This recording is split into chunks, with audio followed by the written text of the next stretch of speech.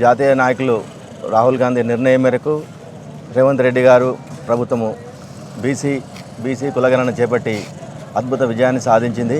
ఈ సందర్భంగా బీసీలకు రిజర్వేషన్ కూడా 42% కేటాయించడం పట్ల బీసీ సంఘాలన్నీ హర్షం వ్యక్తం చేస్తున్నాము.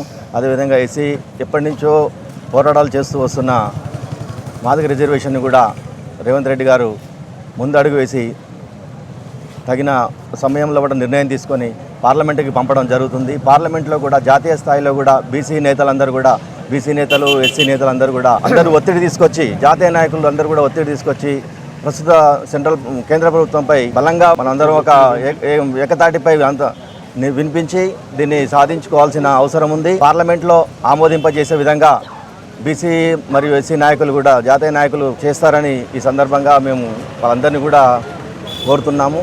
ఈ అవకాశం ఇచ్చిన మండల పార్టీ అధ్యక్షుడికి కృతజ్ఞతలు.